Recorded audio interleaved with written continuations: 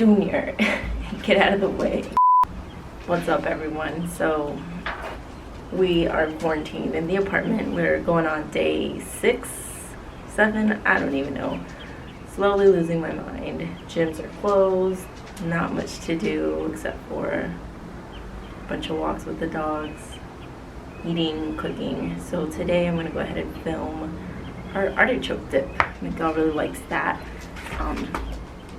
And yeah, I'll show you guys how we make that. Okay, I'm gonna have this recipe because if I make the full recipe, we will binge the whole thing in one sitting, and we don't want to do that. So if we eat half of it in one sitting, that's okay, it's not that bad. So first things first, we want to saute the garlics. I have some canola oil warmed up here in the pan, about a tablespoon and a half, and I'm gonna add about 2.5 cloves of garlic. And you're just going to saute these until they're fragrant and slightly browned. And then you're going to set those aside. And I roughly chop them. It doesn't really matter because I'm going to throw them in the blender. So now you're going to add your other ingredients into the blender. I do recommend using a high power blender to mash up the cashews because you really need it to be blended into like a really fine. A regular blender just won't do it. I did soak these cashews in water. I have about half a cup of these cashews in here. So I'm gonna add those first because you want them to be closest to the blade. You wanna use about 4 ounces of cream cheese. I like the Trader Joe's one. There's 8 ounces in here, so I'm gonna do half of this into the blender. I also have the garlic we sauteed earlier. Add that in. I have some salt and pepper. It was like a 1/4 teaspoon of each. I have a 1/4 cup of almond milk. Any unsweetened, unflavored nut milk that you want is good. Go ahead and blend that first.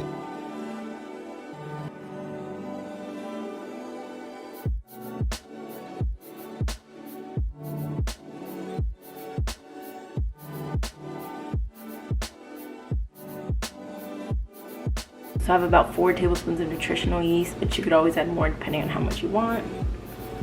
Add that in last, and then mix again, or blend again.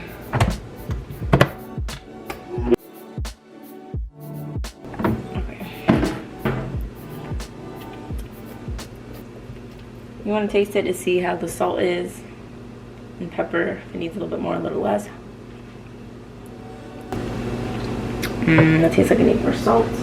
Add a little bit of salt. I don't know, maybe like another 1/4 teaspoon. I feel like this is missing some tang, so I'm gonna put like a little bit of squeeze of lemon juice in here.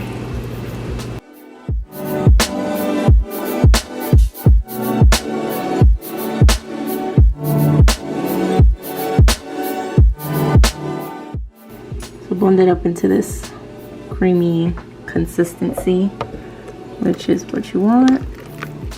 You want to use about 1/2 pound of frozen spinach. I already de-thawed mine and took out all the extra moisture, and I'm just going to chop this up, and you're going to throw it back into the same pan where you sauteed the garlic earlier.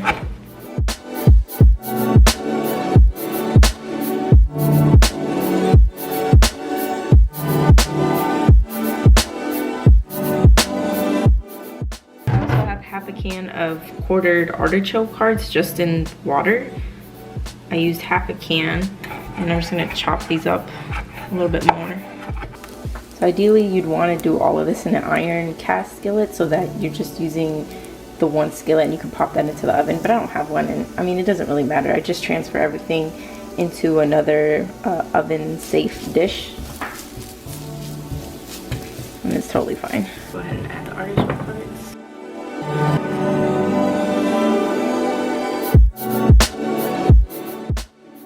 So then to this pan, you're gonna add the cream sauce we made. And you're not really cooking anything, you're just kind of heating it up to incorporate everything.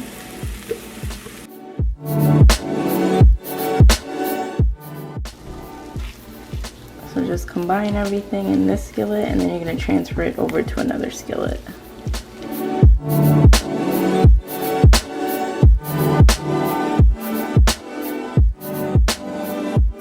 Okay, now you're gonna add your crunchy layer top to it. I like to use these panko crumbs from Trader Joe's, and I do a mix. You can put whatever crumbs you want, bread crumbs, Italian crumbs. I like to do some panko, some nooch, and a little bit of salt.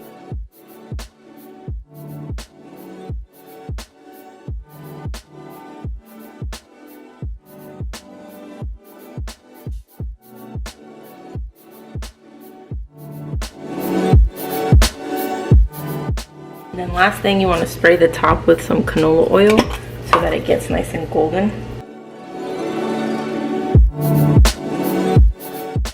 Once you've got all the toppings on it, you can put it in the toaster oven for 450 on broil for about 10 minutes, just long enough so the top gets nice and golden.